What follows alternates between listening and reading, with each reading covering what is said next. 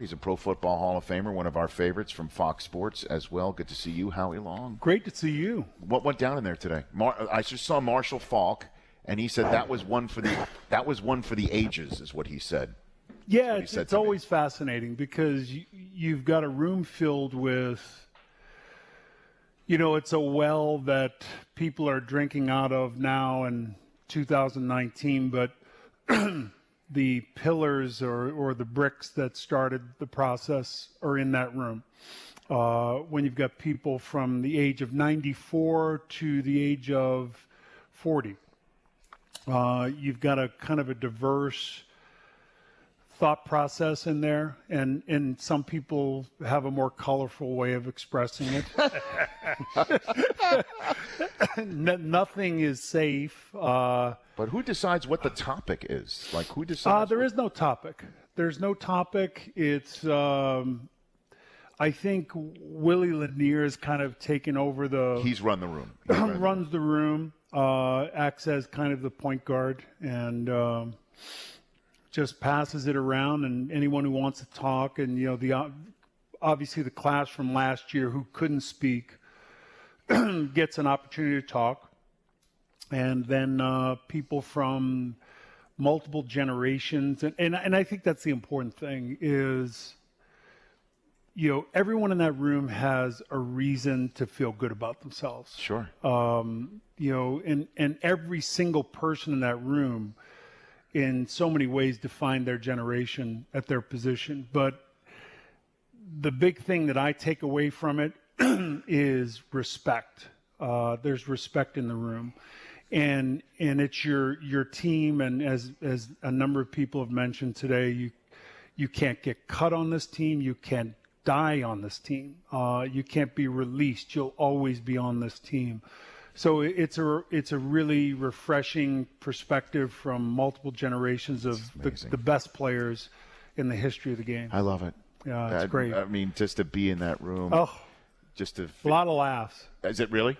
Yeah. Who's the funniest? Who's the funniest Hall of Famer in the members-only Nitschke luncheon? Oh God, there's so many funny guys. Guys that you wouldn't think would be funny. Okay, so give me a good one.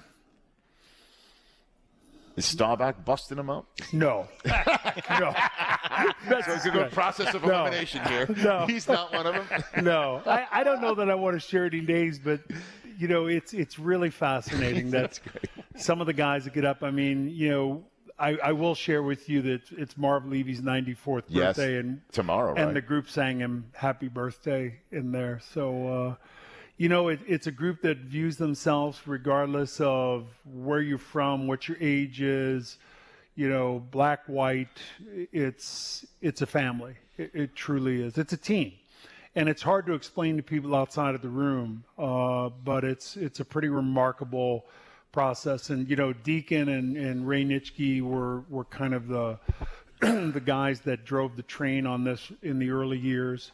And obviously, neither of those great players and great Hall of Famers are around anymore, and others have tried to pick up the mantle. Howie Long here on the Rich Eisen Show. What do you think of what's going on with Zeke and the Cowboys? How concerned should Cowboys fans be of what's going on between these two? Who do you pay?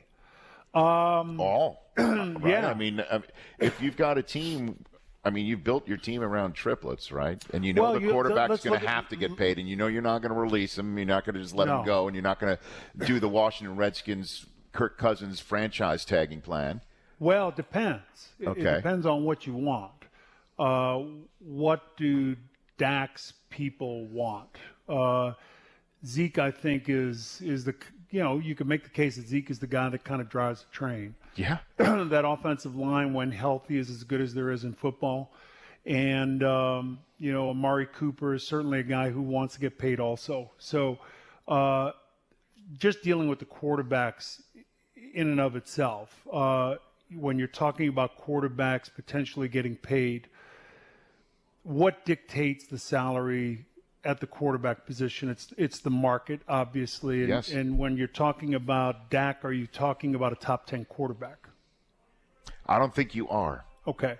I think that would be the general consensus. I think there's a lot to like about Dak. I like Dak's makeup. Let's compare Goff and Dak. I think Goff is a a better thrower of the football. He's a guy that is a more talented thrower. But I like Dak's makeup. I like his toughness. And, playing quarterback for the Dallas Cowboys is no easy task. And I think he's done a really, really good job of it, and they've improving. They improved last year. He has been improving. And let me just qualify what I just said. You asked a very direct question. I gave you my direct answer. Yeah. I think Dak is not top 10 now, but when the long and the tooth guys like Brady and Breeze and Rivers and Big Ben depart the scene at some point during Dak's career, he will be. Who has a bigger upside physically? Is it Goff or is it Dak? I might go Dak. What do you think? You go the other way. Well, I tend to lean the other way, but my thought process is the more people you surround Dak with to go along with the toughness, the leadership, the makeup that he has. I like his makeup better than I like Goff's makeup, although Goff is an extraordinarily talented quarterback. I think when the run game falters for both players, they struggle. Now, who will come through the smoke and turn three and, become that guy? I think the more people you surround Dak with, and Amari Cooper certainly had an immediate impact on the offense and Dak's performance. Well, when you said, but the question becomes: is it $32 million a year, or is it $38 million a year?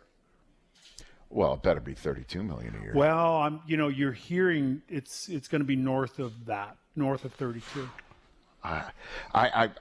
You're making that face of like, no way, Brockman. Way. No, I know. But when you traded one for Amari Cooper, and everybody thought that Jerry Jones and Stephen Jones were nuts for doing that, and then the joke was on us, okay, of how Cooper looked and how terrific he was and what he did to open up this offense.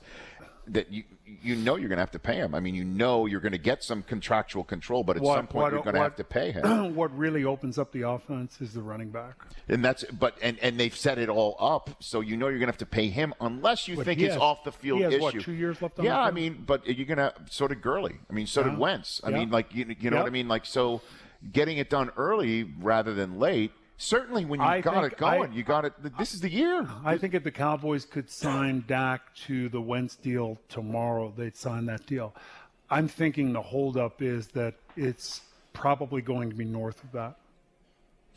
Howie Long here on the Rich Eisen Show. The best team in the NFC right now going into the season. You and Fox. Chicago Bears.